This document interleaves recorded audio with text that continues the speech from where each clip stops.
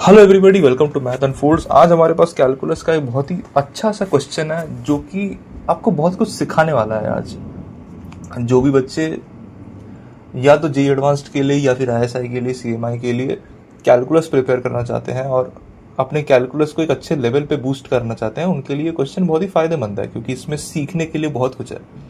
Observations कैसे बनाते हैं, चीज़ें नोटिस कैसे की जाती हैं, पर्टिकुलर कुछ सिचुएशंस में हमें कैसे सोचना होता है, ये आज हमें सीखने को मिलेगा इस वीडियो से। तो मैं रेकमेंड करूंगा आप वीडियो को पॉज करके एक बार क्वेश्चन को अपने आप से ट्राई कीजिए। 10-15 मिनट दीजिए प्रॉब्लम को। अगर प्रॉब्लम सॉल्व नहीं हुआ देन डिस्कशन देखिए, और सॉल्व हो भी गया तो भी देखिए डिस्कशन, क्योंकि इसमें सीखने के लिए अगेन लाइक आई सेड बहुत कुछ है।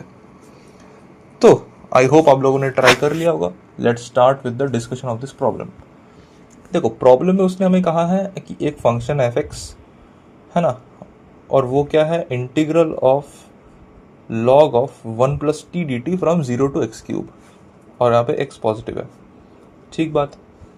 जी एक्स एक और फंक्शन उसने दिया हमें, और वो कह रहा है जी एक्स क्या है, जी एक्स है integral of log of 1 plus tan inverse t d t from 0 to x cube. इसका भी एक्स पॉजिटिव है।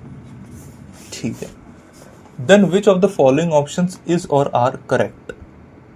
तो उसने ये कहा है कि एक से ज्यादा ऑप्शंस करेक्ट हो सकते हैं। मैंने लिख भी दिया यहाँ पे, मल्टीपल करेक्ट क्वेश्चन है ये।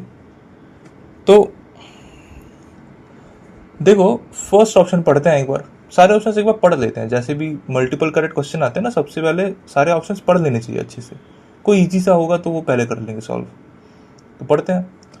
भाई बोल रहा है कि एक y है एफ एक्स प्लस जी एक्स, और वो इंक्रीजिंग फंक्शन है, ऐसा ये दावा कर रहा है ऑप्शन में, इन इट्स डोमेन। यानी कि for all x greater than 0 ये जो एफ एक्स प्लस जी एक्स है ये एक इंक्रीजिंग फंक्शन आना चाहिए, ऐसा ये बोल रहा है। बी ऑप्शन में भी वैसा सही कुछ है कि F X minus G x जो है वो एक इंक्रीजिंग फंक्शन है इन इट्स डोमेन। ठीक बात है। सी ऑप्शन में क्या बोल रहा है कि भाई G of R greater than equals to F of R for all R greater than equals to 1। यानी कि कोई भी एक नंबर आर जो कि 1 या उससे बड़ा है, उस नंबर के लिए जी ऑफ आर की वैल्यू एफ ऑफ आर की वैल्यू से बड़ी या उसकी इक्वल होगी। ठीक बात है।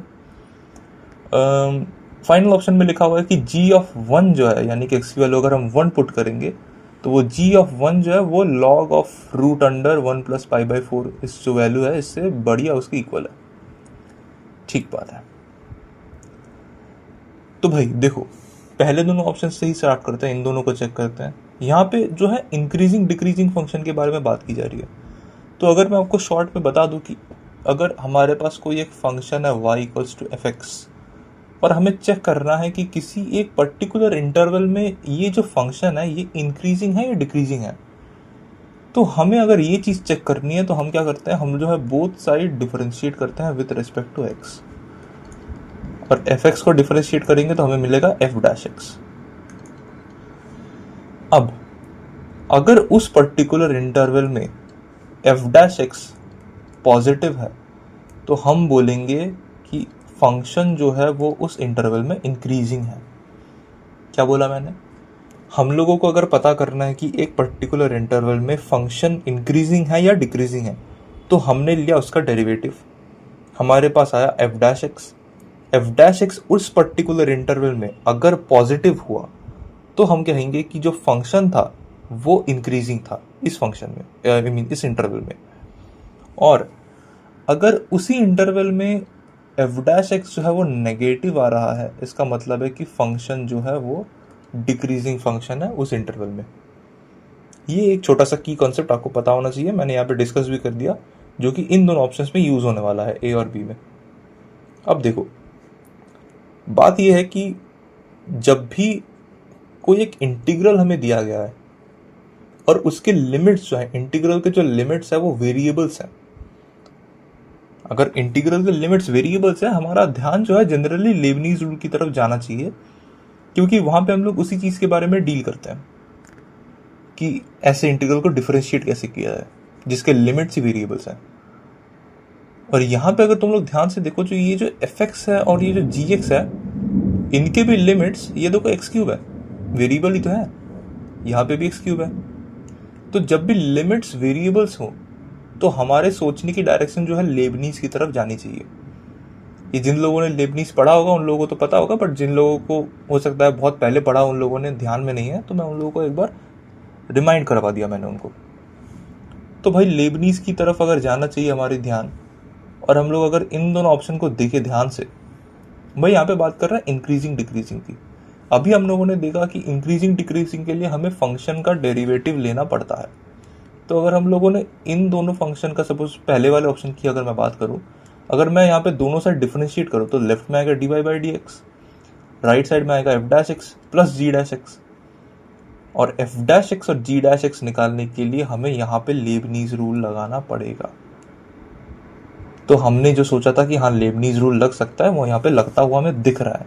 तो पहले हम लोग जो है डिफरेंशिएट करके एफ डैश एक्स की वैल्यू और जी डैश एक्स की वैल्यू निकाल लेते हैं। एफ डैश एक्स निकालने के लिए हमें एफ एक्स चाहिए होगा। एफ एक्स क्या दिया गया है हमें, log of 1 plus t d T. तो भाई यहाँ पे लेबनीज रूल के हिसाब से हम लोग डिफरेंशिएट करेंगे और हमें मिलेगा कि एफ डैश एक्स की वैल्यू जो है वो कुछ ऐसी है। सिमिलर वे में ही हम लोग जो है जी डैश एक्स भी निकालेंगे और हमारे पास जी एक्स जो है वो कुछ ऐसा सा दिया गया है। तो हम लोग वापस से लेबनीज रूल लगाएंगे और जी डैश एक्स निकल आएगा हमारे पास। जी डैश एक्स की वैल्यू आएगी log of 1 plus tan inverse x cube times 3x square, यानी कि एक्स क्यूब का डिफरेंशिएशन 3x स्क्वायर। ठीक बात है। तो अब लोगों ने लेबनीज रूल लगाया और हमारे पास एफ डैश एक्स और जी डैश एक्स आ गए। अब हम बढ़ते हैं ऑप्शन चेकिंग की तरफ, ऑप्शन ए पे। देखो वो कहता है कि भाई y है जो कि एफ एक्स प्लस जी एक्स है। हमें इंक्रीजिंग डिक्रीजिंग चेक करना था, तो हम क्या करेंगे, डिफरेंशिएट करेंगे both sides. Left side differentiate किया तो D of I upon D x, right side में डिफरेंशिएट किया तो एफ डैश एक्स प्लस जी डैश एक्स। ठीक बात। अब देखो एफ डैश एक्स और जी डैश एक्स तो हमें पता है क्योंकि हमने निकाल लिया था, तो हम बस सब्स्टिट्यूट कर देते हैं यहाँ पे। Log of 1 plus x cube plus 3x square log of 1 plus tan inverse x cube. ठीक बात है। दोनों टर्म से जो है 3x स्क्वायर कॉमन लेते हैं, तो लॉग के अंदर वाली क्वांटिटी मल्टीप्लाई हो जाएगी, क्योंकि हमें पता है कि log of a plus log of b is nothing else but log of ab, ये हमें पता है। तो सिंपल तरीके से यहाँ पे भी वही चीज फॉलो होगी, 1 plus tan inverse x cube, है ना। ठीक है। अब हमें करना क्या था, उसने बताया था कि डोमेन जो है वो है x पॉजिटिव, तो हमें x पॉजिटिव के लिए dy बाई डी एक्स का साइन देखना पड़ेगा कि भाई ये नेगेटिव आता है या पॉजिटिव आता है या फिर कैसे बिहेव करता है। तो dy बाई डी एक्स यानी कि ये जो चीज़ हमारे पास अभी आई 3x square into log of ये वाली क्वांटिटी, इसकी हमें साइन चेक करनी है कि भाई ये नेगेटिव आता है पॉजिटिव आता है क्या आता है। अब देखो x कैसा भी हो, पॉजिटिव हो नेगेटिव हो, ये हमें पता है कि भाई 3x स्क्वायर तो बेटा हमेशा पॉजिटिव ही होगा, क्योंकि x स्क्वायर हमेशा पॉजिटिव होता है चाहे x जैसा भी हो। क्योंकि x स्क्वायर हमेशा पॉजिटिव होता है तो 3x स्क्वायर हमेशा पॉजिटिव होगा। अब हमें चेक करना है कि लॉग वाली क्वांटिटी जो भी लिखी हुई है वो पॉजिटिव है या नेगेटिव है। तो देख, अगर लॉग ऑफ समथिंग पॉजिटिव है तो क्या तुम मानते हो कि वो जो समथिंग है उसको 1 से बड़ा होना पड़ेगा। इस केस में वो जो समथिंग है वो है 1 plus x cube into 1 plus tan inverse x cube. अब देखो अगर x 0 से बड़ा है, अगर x 0 से बड़ा है यानी कि एक्स क्यूब 0 से बड़ा होगा, यानी कि 1 प्लस एक्स क्यूब जो है 1 से बड़ा होगा। ठीक बात है। तो मैं यहाँ पर लिख देता हूँ कि 1 प्लस एक्स क्यूब जो है 1 से बड़ा है। ठीक बात है। अब देखो सिमिलर वे में x अगर 0 से बड़ा है, एक्स क्यूब 0 से बड़ा, यानी कि tan इनवर्स एक्स क्यूब जो है वो भी 0 से बड़ा, यानी कि 1 plus tan inverse x cube 1 से बड़ा। तो ये भी मैं यहाँ पे लिख देता हूँ कि भाई 1 plus tan inverse x cube भी 1 से बड़ा है। अब मेरी बात ध्यान से सुनो, a इंटू बी, इसमें से a जो है वो सपोज 1.02 है, बी जो है वो 1.04 है। कहने का मतलब ये है कि ए भी 1 से बड़ा है, बी भी 1 से बड़ा है। तो क्या मानते हो मेरी बात कि इनका प्रोडक्ट जो है वो भी 1 से बड़ा आएगा? क्या मानते हो ये बात? तो इसी लॉजिक से हम ये कह सकते हैं कि भाई हमेशा इन दोनों का प्रोडक्ट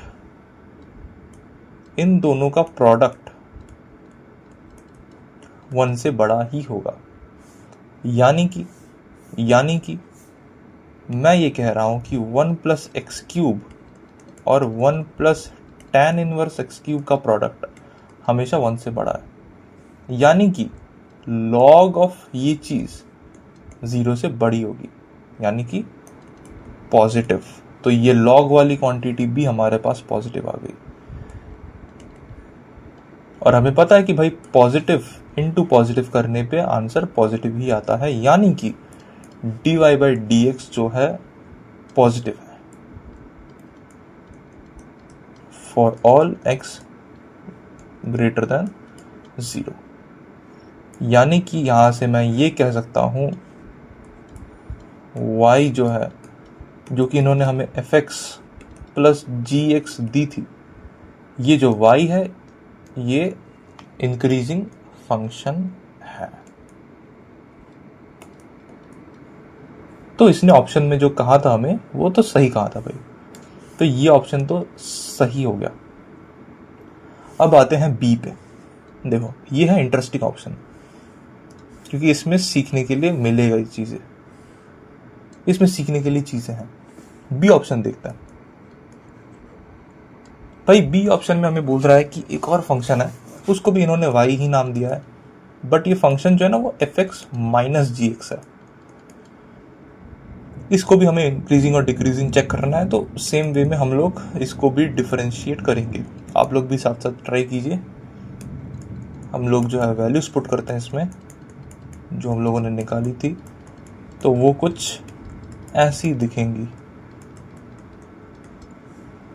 थोड़ा सिंप्लीफाई करें, अगर हम लोग 3x² को कॉमन ले तो क्या आएगा हमारे पास, log of 1 plus x cube upon 1 plus tan inverse x cube. ये क्वांटिटी हमारे पास आई। इसका अब हमें साइन डिटरमाइन करना है कि भैया ये पॉजिटिव है या फिर ये नेगेटिव है। अब देखो मजेदार चीज में क्या है, पिछले वाला ऑप्शन में जैसे हम लोगों ने डिटरमाइन कर लिया था कि भाई अगर हम दो नंबर का प्रोडक्ट कर रहे हैं, पहला वाला भी 1 से बड़ा है, दूसरा वाला भी 1 से बड़ा है, तो प्रोडक्ट करेंगे तो प्रोडक्ट भी 1 से बड़ा आएगा। यहां पे उस लॉजिक से हम लोग नहीं जा सकते, क्योंकि अगर तुम थोड़ा फ्रैक्शंस को अच्छे से समझते हो तो तुम्हें ये पता होगा कि भाई अगर सपोज फ्रैक्शन के ऊपर वाली जो न्यूमरेटर है वो अगर डिनोमिनेटर से बड़ी हुई, सपोज 3/2, तो ये क्वांटिटी 1 से बड़ी आएगी, क्योंकि न्यूमरेटर जो है वो डिनोमिनेटर से बड़ा है। लेकिन फ्रैक्शन में अगर डिनोमिनेटर बड़ा हुआ न्यूमरेटर से, जैसे कि सपोज 6/7, तो ये जो है 1 से छोटा आएगा। तो यहां पे हमें ऐसे नहीं पता लगेगा कि मल्टीप्लाई करेंगे तो हाँ 1 से बड़ा ही आएगा या फिर 1 से छोटा ही आएगा। यहाँ पे हमें न्यूमरेटर और डिनोमिनेटर में से ये डिटरमाइन करना पड़ेगा कि कौन सा बड़ा है कौन सा छोटा है। समझ गई बात? अच्छा, अब देखो मेरे को भाई इतना तो पता है कि भाई 1 प्लस एक्स क्यूब भी पॉजिटिव है, 1 plus tan inverse x cube भी पॉजिटिव है। इनफैक्ट ये 1 से बड़े हैं। अब मेरे को बस कंपेयर करना है कि भाई कौन सा बड़ा है कौन सा छोटा है। ठीक बात? यानी कि मेरे को बस एक्स क्यूब और tan इनवर्स एक्स क्यूब को ही तो कंपेयर करना है, क्योंकि अल्टीमेटली 1 प्लस ही है दोनों साइड में। अगर ये सपोज एक्स क्यूब जो है tan इनवर्स एक्स क्यूब से बड़ा हुआ अगर, तो 1 प्लस एक्स क्यूब भी तो 1 plus tan inverse x cube से बड़ा ही होगा। तो मेरे को तो बस इसको और इसको कंपेयर करना है। समझ में गई बात? समझ में आई बात? ठीक बात है। अब देखो, अब तुम अगर थोड़ा ध्यान से देखोगे इन दोनों को अगर हम कंपेयर करना चाहते हैं तो हम ना ऐसे देख के नहीं बोल सकते कि भाई हाँ tan इनवर्स वाला फंक्शन बड़ा होगा या फिर एक्स क्यूब वाला फंक्शन बड़ा होगा। हम देख के नहीं बोल सकते। वैसे हमें मैथमेटिकली डिटरमाइन करना पड़ेगा कि हाँ भाई ये इससे बड़ा है।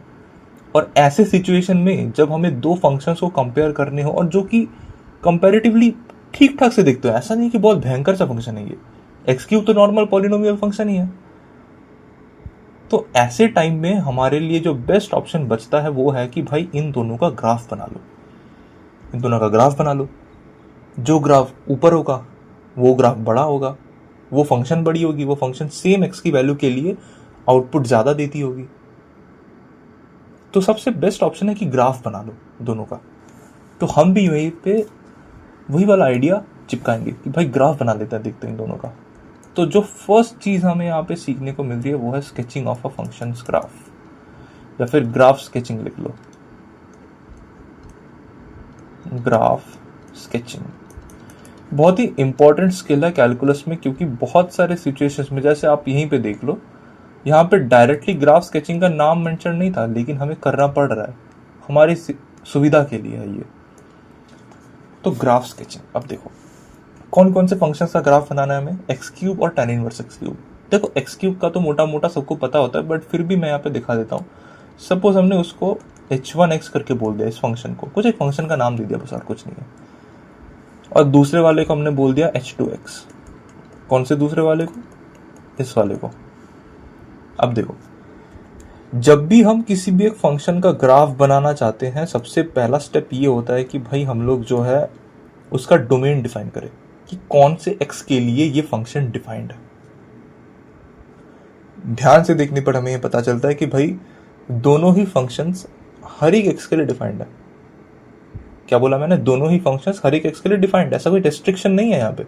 अगर ऐसा कुछ होता कि 1/x होता तो हम बोलते कि हाँ भाई x इक्वल टू 0 पे अनडिफाइंड बन जाएगा, बट यहाँ पे ऐसा कोई सिनेरियो नहीं है, यानी कि हर एक x के लिए ये चीज़ें डिफाइंड हैं, ये फंक्शन दोनों डिफाइंड है। और एक और चीज़ ये भी है कि हमारा इंटरेस्ट तो डोमेन में ही है इस फंक्शन के, मतलब जो पिछला वाला फंक्शन था डोमेन क्या है, x ग्रेटर देन 0, तो हमारा इंटरेस्ट जो है वो पॉजिटिव वाले x के लिए ही रहेगा, क्योंकि हमें उसी पे देखना है ना, इंक्रीजिंग है या डिक्रीजिंग है क्या है। तो पूरे का ग्राफ भी नहीं बनाएंगे हम, बस पॉजिटिव x के लिए ही जो ग्राफ आएगा वो बना देंगे। अब देखो सिंपल कुछ वैल्यूज प्लॉट करते हैं। x इक्वल टू 0 पे वैल्यू कितनी आ रही है, 0, मतलब ओरिजिन को क्रॉस करता हुआ जाएगा ये फंक्शन। अच्छा, अगर हम इन्फिनिटी पे देखें तो वैल्यू कितनी आती है, वह इन्फिनिटी आ रही है ना। अच्छा, अब हम लोग एक बार डिफरेंशिएट करते हैं इसको। डिफरेंशिएट करेंगे अगर हम लोग तो हमें मिलेगा 3x²। अब देखो 0 पे स्लोप की वैल्यू h' क्या होता है, किसी भी फंक्शन का डेरिवेटिव का मतलब क्या है कि वो उस फंक्शन के स्लोप को रिप्रेजेंट कर रहा है। तो 0 पे ओरिजिन पे इस फंक्शन की स्लोप 0 है, यानी कि हॉरिजॉन्टल लाइन। अच्छा, एक और चीज ये भी दिख रही है कि भाई क्योंकि x² पॉजिटिव है तो 3x² भी पॉजिटिव हुआ, यानी कि h1' भी पॉजिटिव है, यानी कि h1x जो है वो एक इंक्रीजिंग फंक्शन होगी। ठीक बात, ठीक बात। अब देखो, अगर तुम लोग को एक और स्टेप आगे जाना है तो तुम लोग डबल डेरिवेटिव लेकर कनकेविटी भी चेक कर सकते हो, बट इतने में ही हमारा काम मोटा मोटा हो जाना चाहिए, क्योंकि हमें पता है कि भाई देखो यहाँ पे ये ऐसा है, यहाँ पे इसका स्लोप 0 रहेगा, है ना, 0 पे स्लोप 0, तो ये ग्राफ कैसे ऊपर जाएगा, ऐसा टाइप का। तो मैं वही बना रहा हूँ, ऐसा टाइप का कुछ ग्राफ होगा इसका, y equal to x cube का। सिमिलर वे में हम लोग जो है कोशिश करते हैं कि tan इनवर्स एक्स क्यूब का भी ग्राफ हम लोग बनाए एक रफ सा। ठीक बात है। सिमिलर वे में हम लोग देखते हैं, देखो डोमेन तो दोनों की सेम है, किसी भी x के लिए ये डिफाइंड है फंक्शन। 0 पे देखते हैं वैल्यू कितनी है, तो 0 पे तुम्हें देख के मिलेगा कि 0 पे भी वैल्यू उसकी 0 आती है। इन्फिनिटी पे देखते हैं, तो जब हम x को इन्फिनिटी टेंड करवाएंगे तो हमें मिलेगा कि भाई ये जो है tan इनवर्स इन्फिनिटी बन जाएगा, यानी कि π/2। ठीक बात है। तो हमें मिल गया कि भाई ये जो है ये ना ऐसा π/2 में जाके मिलता है इन्फिनिटी पे। मतलब मिलता नहीं है, टेंडिंग टुवर्ड्स 5/2 ऐसे कह लो, ठीक बात है। अच्छा, डिफरेंशिएट करते हैं इसको। जब हम डिफरेंशिएट करेंगे हमें मिलेगा कि भाई ये और कुछ नहीं बल्कि ये एक्सप्रेशन है। कैसे किया मैंने डिफरेंशिएट? चेन रूल लगाया बेसिकली, है ना। थोड़ा सा ध्यान से देख लो, चेन रूल ही लगाया मैंने बस एक बार में लिखा इसको। अच्छा, यहां से क्या चीजें देखने को मिलती है कि भाई ओरिजिन पे स्लोप की वैल्यू इसकी भी 0 ही है, इसकी भी स्लोप की वैल्यू ओरिजिन पे 0 ही है। अब एक और चीज ये कि भाई देखो, क्योंकि x² पॉजिटिव है तो ऊपर वाली चीज पॉजिटिव, x⁻⁶ पॉजिटिव है तो नीचे वाली चीज positive, positive upon positive is always positive. इसका मतलब ये है कि h2-x इज ऑलवेज पॉजिटिव, यानी कि h2x is always increasing, is always increasing. अच्छा, इसकी कनकेविटी चेक करते हैं भाई, क्योंकि यहाँ पे जरूरी है। हमें x³ का ग्राफ तो पता था बट इसका ग्राफ हमें नहीं पता, तो हमें कनकेविटी भी चेक करनी पड़ेगी, तो डबल डेरिवेटिव लेना पड़ेगा हमें, ठीक है। डबल डेरिवेटिव ये तुम्हारा होम टास्क है, तुम लोग डबल डेरिवेटिव लो और चेक करो कि कौन सी वैल्यू पे इसकी कनकेविटी कैसे वेरी करती है। तुम लोगों को ये देख के मिलेगा, ये मैं नहीं कर रहा क्योंकि तुम्हारे लिए भी कुछ छोड़ना पड़ेगा मुझे, तुम्हें ये देख के ये मिलेगा कि भाई इसका ग्राफ ना कुछ एक सर्टेन वैल्यू, जो कि मेरे हिसाब से शायद से 1/2⁻⁴ ऐसा कुछ था, उतने तक ये ऐसे आता है, देन ये ऐसे चला जाता है। समझ में आई बात? ये जो है, मैं इस ग्राफ को मिटा देता हूँ, रुको, इसको बाद में बनाता हूँ, पहले ये बना देता हूँ। ये कुछ ऐसे आता है और फिर ये ऐसे चला जाता है, और x³ वाला ग्राफ जस्ट इसके ऊपर से ऐसे निकल जाता है। तो ये हमारे पास आ गया दोनों फंक्शंस का ग्राफ। अब यहां से देख के तुम डायरेक्टली बोल सकते हो कि हाँ भाई, जो x³ वाला फंक्शन है वो तो भैया tan इनवर्स वाले फंक्शन से बड़ा ही है। ये अब हम लोग देख के डायरेक्ट बोल सकते हैं। तो अगर x³ tan इनवर्स x³ से बड़ा है, यानी कि 1 + x³, 1 + tan इनवर्स x³ से बड़ा होगा, तो न्यूमरेटर ग्रेटर देन डिनोमिनेटर, यानी कि फ्रैक्शन की वैल्यू 1 से बड़ी है, यानी कि log ऑफ दैट थिंग 1 से बड़ा, आई मीन 0 से बड़ा होगा। 0 से बड़ा यानी कि पॉजिटिव, तो log की वैल्यू आई पॉजिटिव, 3x² तो बचपन से positive, positive into positive is positive, यानी कि dy/dx अगेन आया पॉजिटिव, यानी कि y आ गया हमारे पास इंक्रीजिंग। तो वापस से जो है ये ऑप्शन भी सही हो गया, क्योंकि यहाँ पे ये बोल रहा था कि हाँ इंक्रीजिंग ही है। देखो ऑलरेडी कितना कुछ सीखने को मिल गया, हमें ग्राफ स्केचिंग भी सीख ली हम लोगों ने। अच्छा, अब आता है थर्ड वाला ऑप्शन में। देखो अब किसी को अगर ऐसा लग रहा है कि भाई मेरे को थर्ड और फोर्थ ऑप्शन देखकर डर लग रहा है कि मेरे से होगा नहीं होगा, तुम लोग यहाँ पे भी क्वेश्चन छोड़ सकते हो एग्जाम में, क्योंकि ऑलरेडी तुम्हारे दोनों ऑप्शन सही हो गया। हो भी सकता है कि सी और डी गलत आ जाए, तुम्हें पूरा मार्क्स मिल जाए, और कुछ नहीं होगा तो तुम्हें पार्शियल मार्किंग तो मिलेगी। ये एग्जाम स्ट्रेटेजी है, मैं अभी की बात नहीं कर रहा हूँ, अभी तो हम लोग ऑब्वियसली पूरा क्वेश्चन डिस्कस करेंगे, बट एग्जाम में तुम इतने में भी छोड़ सकते हो, तुम्हारा फायदा ही होगा। क्योंकि गलत ऑप्शन मार्क करोगे तो फिर -2 या -1 जैसा मार्किंग रहेगा, वैसा तुम्हें मिल जाएगा।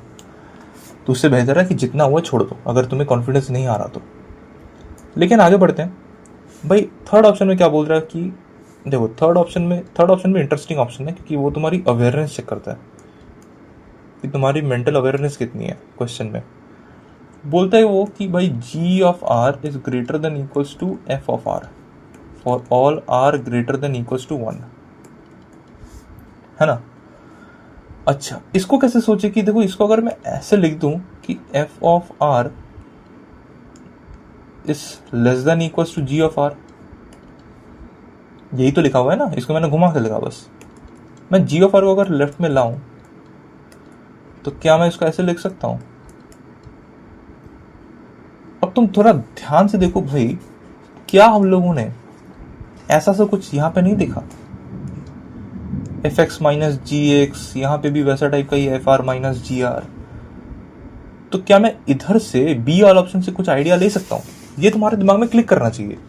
मतलब क्वेश्चन या फिर प्रॉब्लम तुमसे यही एक्सपेक्ट करता है कि तुम्हारे दिमाग में ये क्लिक करना चाहिए। अब देखो, वो मेरे को ये बोलता है कि भाई G of R minus F of R minus ji of R जो है वो हमेशा नेगेटिव या जीरो ही रहेगा, या तो जीरो या उससे कम। और अगर तुम इस वाले फंक्शन का एनालाइज करो, ये जो y ऑफ हमें दिया गया था बी ऑप्शन में, y equals to F of x minus ji of x, इसने बोला था ये ऑप्शन जो ये फंक्शन जो है ये ना इंक्रीजिंग फंक्शन, हमने निकाला भी था अभी, ये फंक्शन इंक्रीजिंग है। अच्छा, जीरो पे अगर हम लोग इसकी वैल्यू देखें, इस फंक्शन की जीरो पे अगर हम लोग इसकी वैल्यू देखें तो क्या आएगा? F of zero minus ji of zero. Function पे ध्यान से नजर मारो, अगर x जीरो हुआ तो एफ ऑफ जीरो भी जीरो, यहां भी g of zero is zero. इसका मतलब यह है कि जीरो पे वैल्यू तो भाई जीरो है, तो फंक्शन यहां पे कट करेगा, एक बार ओरिजिन से पास करेगा, ये जो फंक्शन है ये। अब देखो, क्योंकि फंक्शन इंक्रीजिंग है, तो क्या तुम मेरी बात ये मानते हो कि ये जो फंक्शन है ये तो बढ़ता ही जाएगा ना ऊपर, कैसे भी बढ़े, ये तो इंक्रीजिंग है, अल्टीमेटली तू बड़ी बढ़ेगा। और ये मेरे को कहता है कि भाई किसी एक आर के लिए, वो भी जो 1 या 1 से बड़ा है, उसके लिए G of F of R minus ji of R non positive है। तो ये तो हो ही नहीं सकता, क्योंकि ग्राफ से सीधा सीधा देखो, हमने क्या निकाला कि जीरो पे वैल्यू जीरो आती है इस फंक्शन की। ये जो दिया गया है ये है क्या? ये बोल रहा है कि y एट r इज ये, यही तो बोल रहा है। इसको अगर तुम y ऑफ x लिख दो तो ये यही तो बोल रहा है, कोरिलेट कर पा रहे हो? बट ये एट द सेम टाइम ये दोनों चीजें ट्रू नहीं हो सकती, क्योंकि ये फंक्शन हम लोगों ने निकाला कि भाई ये तो इंक्रीजिंग है, और अगर ये इंक्रीजिंग है और इसकी जीरो पे वैल्यू जीरो आती है तो बाकी के x के लिए तो इसकी वैल्यू जीरो से बड़ी आएगी, और ये तो उल्टा कहता है। इसका मतलब ये ऑप्शन सही नहीं है। तो देख रहे हो कैसे ये मेंटल अवेयरनेस चेक कर रहा है तुम्हारी, ये ऑप्शन गलत हो गया। ये तुम्हारी मेंटल अवेयरनेस चेक कर रहा है कि तुम प्रॉब्लम में कितना प्रेजेंट हो, ऑप्शंस तुम्हारे दिमाग में कितने हैं। ये लास्ट ऑप्शन ही तुमने निकाला अभी कि हाँ ये इंक्रीजिंग था, और वही यूज हो गया यहाँ पे, लास्ट ऑप्शन में आता है। ये तो सबसे प्यारा ऑप्शन है, क्योंकि यहाँ पे सीखने के लिए सबसे ज्यादा चीजें हैं। देखो डी ऑप्शन में वो मेरे को कहता है कि भाई g of 1 is greater than equals to log of root under 1 plus pi by 4। g of 1 है क्या? अगर तुम मेरे से पूछो g ऑफ 1 है क्या, तो उसने x की जगह 1 बिठा दिया g ऑफ x में, तो क्या वो ऐसा सा नहीं बन जाएगा कुछ? क्या वो ऐसा सा नहीं बन जाएगा कुछ? तो मेरे को कहता है कि ये जो इंटीग्रल है ना, ये इनइक्वालिटी सेटिस्फाई करती है, इस वैल्यू से ये ग्रेटर देन इक्वल्स टू है, ऐसा वो ऑप्शन मेरे को कहता है। अब देखो, जब भी तुम्हारे क्वेश्चन में या प्रॉब्लम में किसी भी लेवल का प्रॉब्लम हो, चाहे एडवांस में हो, मेंस में हो, देखो ये एक ऑप्शन मेंस में भी आ सकता है, बस एक छोटा सा ऑप्शन, इसको उन्होंने क्वेश्चन बना के दे ही सकते हैं, वो लोग दिया भी हुआ प्रीवियस ईयर्स में, कि तुम्हें कोई एक डेफिनेट इंटीग्रल दी गई है और तुम्हें किसी एक पर्टिकुलर वैल्यू से उसे कंपेयर करना है कि इससे ये छोटा है या इससे ये बड़ा है, क्या है। ऐसे सिचुएशंस में तुम्हारे पास 3 अप्रोचेस होती हैं, 3 अप्रोचेस, ध्यान से सुनना, क्योंकि ये सबसे इंपॉर्टेंट पार्ट है इस पूरे का पूरे क्वेश्चन का, सबसे इंपॉर्टेंट पार्ट है ये, क्योंकि ये सबसे ज्यादा डाउटफुल पार्ट रहता है कि बच्चे यहाँ पे सोचते हैं कि भाई हम लोग कंपेयर करें कैसे, मेथड्स में उलझे रहते हैं कि क्या दिमाग में लाए। तो गिन के 3 मेथड्स होते हैं, गिन के 3। क्या क्या? देखो, पहली अप्रोच, अप्रोच 1,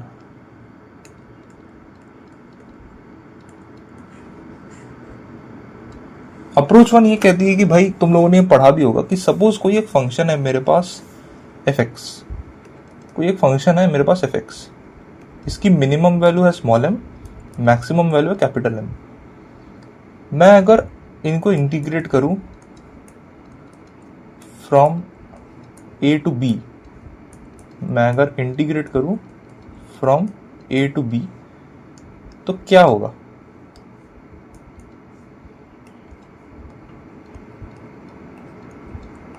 तो तुम अगर ध्यान से देखो तो ये जो इंटीग्रल है उसको मैं कंपेयर कर पाऊंगा किसी वैल्यूज से। कौन सी वैल्यूज से? इसकी मैक्सिमम वैल्यू आएगी capital M into B minus A, minimum value आएगी small M into B minus A. ये है पहली अप्रोच। ये तुम लोगों ने एज अ फॉर्मूला भी पढ़ी होगी, मैंने छोटा सा डिराइव करके भी दिखा दिया कि आता कहाँ से है। बहुत ही ईजी सा चीज़ है, बट ये यूज होती है चीज़ों में। ये एक अप्रोच होती है जब तुम्हारे पास ऐसा ऑप्शन होता है कि या फिर तुम्हें क्वेश्चन में प्रॉब्लम में कहा गया है कि तुम्हें कंपेयर करना है डेफिनेट इंटीग्रल को किसी एक पर्टिकुलर वैल्यू से। तो ये पहली अप्रोच होती है कि मैं या तो अगर मेरे को किसी तरीके से फंक्शन की मिनिमम मैक्सिमम वैल्यू मिल जाए तो उसे मैं ऐसे कंपेयर कर लूं। ठीक बात है। अच्छा, लेकिन तुम ध्यान से अगर थोड़ा सा दिमाग लगाओगे तो तुम्हें ये मिलेगा कि भाई इस वाला ऑप्शन में ये अप्रोच काम नहीं कर रही, ये फिट नहीं बैठ रहा। तुम्हें जो चीज से कंपेयर करना है उस चीज में ये अप्रोच काम में नहीं आती। बट ये नहीं कह रहा कि कहीं काम नहीं आती, हो सकता है किसी और क्वेश्चन में ये अप्रोच काम में आ जाए। तो मैं सारे अप्रोचेस डिस्कस करके दे रहा तुम्हें। अच्छा, तो भाई सेकंड अप्रोच क्या होती है फिर? अगर हमारे पास फर्स्ट अप्रोच काम में नहीं आ रही है तो सेकंड अप्रोच पे आते हैं। सेकंड अप्रोच क्या है?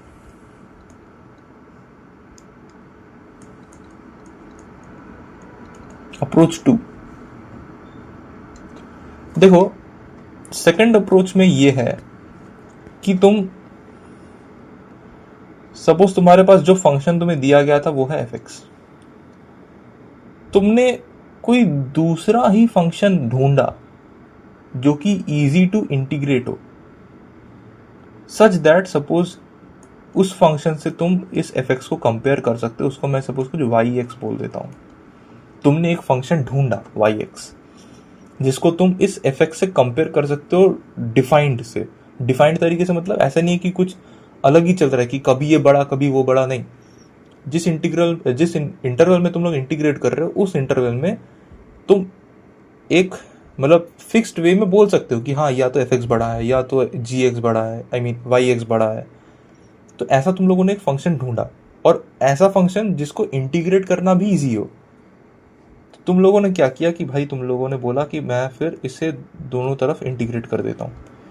तो मेरे पास क्योंकि yx जो है वो इंटीग्रेट करने में इजी है, मैंने वैसा ही चुन चुन के फंक्शन ढूंढा खुद से कि yx function is easy to integrate, तो मैंने इंटीग्रेट कर दिया। और होप सो अगर ये जो इंटीग्रल की वैल्यू आई ये प्रॉब्लम में दी गई वैल्यू से मैच कर जाए तो तुम्हारा काम सॉर्ट हो गया। फिर अगर तुम्हारे प्रॉब्लम में जिस वैल्यू से कंपेयर किया गया था ये इंटीग्रल की वैल्यू वही वैल्यू आ जाए तो फिर तो तुम्हारा काम हो गया। तो ये थी अप्रोच 2। बट अगेन तुम अगर ध्यान से देखो इस ऑप्शन में तुम जितना भी दिमाग लगा लो अप्रोच 2 भी फेल कर जाती है। तो अब हमारे पास क्या बचता है?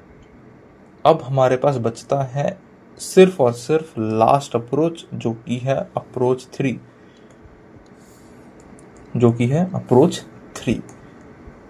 अब देखो, मैंने तुम्हें ऐसा मैं डायरेक्ट कर सकता था कि मैं तुम्हें बस यही वाली अप्रोच बता देता, बट मैंने तुम्हें सारे के सारे सिनेरियोज भी एक्सप्लेन किए कि क्या क्या काम कर सकता था बट यहाँ पे नहीं कर रहा। बट ऐसा नहीं है कि यहाँ पे नहीं कर रहा तो कहीं पे भी नहीं करेगा। हो सकता है किसी प्रॉब्लम में अप्रोच 1 काम कर जाए, हो सकता है किसी प्रॉब्लम में अप्रोच 2 काम कर जाए, जैसे कि इस प्रॉब्लम में अप्रोच सपोज 3 काम कर रही है। इसलिए मैं बता रहा हूं अप्रोच 3 क्या है। जब 1 भी फेल हो गया कि हमें फंक्शन की मैक्सिमम मिनिमम वैल्यू पता थी, हमने उससे इंटीग्रेट किया, वो भी फेल हो गया। अप्रोच 2 भी फेल हो गया। अब हमारे पास लास्ट ऑप्शन बचता है कि भाई हमें पुरानी तरीके अपनाने पड़ेंगे कि भाई हमें फंक्शन की ग्राफ बनाना पड़ेगी। हमें पुराने तरीके अपनाने पड़ेंगे, हमें फंक्शन की ग्राफ बनानी पड़ेगी। फंक्शन जो हमें दिया था सपोज g ऑफ 1 है क्या? 0 से 1 इंटीग्रेट कर रहा है वो log of 1 plus tan inverse of t dt को। क्या तुम्हें लग रहा है कि भाई ये जो है ना अंदर चीज, इसको अगर मैं कुछ सपोज कुछ ht बोल दूं तो क्या तुम्हें लग रहा है कि एच टी का एरिया अंडर कर्व ही तो है 0 से 1 तक। ये जो इंटीग्रल है वो क्या है, एच टी का जो एरिया अंडर कर्व है वही तो है 0 से 1 तक। तो मैं एच टी का क्यों ना ग्राफ बना दूं। उसका एक आइडिया यहां से भी आया कि तुम अगर थोड़ा ध्यान से देखो ना, अगर तुम यहां पे 1 पुट करो टी की जगह तो क्या आता है, log of 1 plus pi by 4। क्या ये और ये देखने में कुछ सिमिलर सा नहीं लग रहा। तो यहां से भी एक आइडिया आया कि भाई हम ना क्या करते हैं, ग्राफ बना लेते हैं फंक्शन का। और इसमें क्या करना करता है वो भी मैं बताऊंगा तुम्हें। ऐसे सिचुएशन में जब हम ग्राफ बनाते हैं तो हम करना क्या चाहते हैं बेसिकली ग्राफ बना के। हम क्या करते हैं कि सपोज हमारे पास कुछ ग्राफ आया ऐसा सा, ठीक है, हमारे पास कोई ग्राफ आया, मैं बता देता हूँ साइड में इसको पहले तो करना क्या था, ऑब्जेक्टिव क्या है इसका, कि हम ग्राफ बना के उखाड़ क्या लेंगे इसका, ग्राफ बनाने के बाद क्या करेंगे। तो इसका ऑब्जेक्टिव देखो, सपोज इसका ग्राफ कुछ ऐसा सा आया, ये कुछ एरिया आया, कुछ x इक्वल्स टू ए से x equals to b suppose हमें इंटीग्रेट करना था, तो ये कुछ एरिया आया इसका, एरिया अंडर द कर्व। हम क्या कर सकते हैं, हम इसको इजी शेप से कंपेयर करेंगे। इजी शेप जैसे कि देखो, जैसे ये एक छोटा सा यहाँ पे रेक्टेंगल दिख रहा है क्या, हमने रेक्टेंगल के एरिया से कंपेयर कर दिया इंटीग्रल के एरिया को। हमने इस बड़े वाले रेक्टेंगल के एरिया से कंपेयर कर लिया इंटीग्रल के एरिया को। ये क्या बन गया, ये जो बड़ा वाला रेक्टेंगल दिख रहा है ना, हमने इससे कंपेयर कर लिया। अरे यार ये बन के नहीं रहा,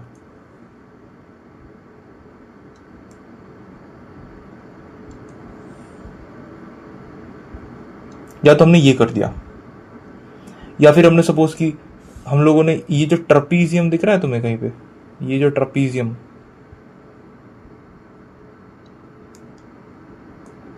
ये जो ट्रपीजियम बन रहा है यहाँ पे, इस ट्रपीजियम से कंपेयर कर लिया। तो हम क्या करते हैं, हमारा आइडिया यही रहता है कि हम ना इजी शेप से कंपेयर करते हैं। रेक्टेंगल हो गया, ट्रपीजियम हो गया, जिनका एरिया इजी टू कैलकुलेट होता है, तो हम इनसे कंपेयर कर लेते हैं इस इंटीग्रल के एरिया से। मतलब ये जो व्हाइट वाला एरिया आ रहा है उसको हम कंपेयर कर ले इन रेड वाले किसी भी एक इजी टू कैलकुलेट शेप से, जिनका एरिया इजीली निकल सकता है। तो ये रहता है हमारा ऑब्जेक्टिव जनरली, और ये काम करता है बहुत भयंकर। उसके लिए पहले तो हमें ऑब्वियसली एच ऑफ टी जो फंक्शन हमने पकड़ा, इसी ग्राफ बनानी पड़ेगी। तो भाई ग्राफ बना दे वापस। अभी हम लोगों ने सीखा ग्राफ स्केचिंग। डोमेन हम लोगों को देखो तो टी तो पॉजिटिव ही होना चाहिए, 0 से 1 इंटीग्रेट कर रहे हैं ना, तो पॉजिटिव टी के लिए ही देखते हैं। तो देखो एच टी क्या है, basically log of 1 plus tan inverse t, d T तो नहीं आएगा, हाँ, log of 1 plus tan inverse T. अब देखो 0 पे वैल्यू देखते हैं। 0 पे अगर हम लोग वैल्यू देखें तो वैल्यू आ रही 0। इन्फिनिटी पे देखते हैं, इन्फिनिटी पे देखे तो वैल्यू आ रही है कुछ ऐसी। ठीक बात है। अच्छा, डिफरेंशिएट करते हैं फंक्शन को एक बार, तो देखो वैल्यू क्या आती है, 1/1 plus tan inverse T, 1/1 plus tan T का स्क्वायर, ये आता है। टी अगर पॉजिटिव है तो मानते हो ये भी 1 से बड़ा, ये भी 1 से बड़ा, अल्टीमेटली दोनों तो पॉजिटिव ही हैं, और सब पॉजिटिव तो डिफरेंशिएशन भी पॉजिटिव, यानी कि ग्राफ है इंक्रीजिंग। अब देखो 0 पे है 0, इन्फिनिटी पे है π/2, ग्राफ है इंक्रीजिंग, और कहीं पे 0 भी नहीं हो रहा बीच में। अगर तुम लोग इस एक्सप्रेशन को ध्यान से देखो, कहीं पे 0 भी नहीं हो रहा ये, इसका मतलब है स्मूथली इंक्रीज करेगा इन्फिनिटी पे जाके, बस ये जो log ऑफ 1 प्लस π/2 वैल्यू है इससे कन्वर्ज कर जाएगा, कुछ ऐसा। या फिर इसको थोड़ा स्मूथ बनाए तो कुछ ऐसा।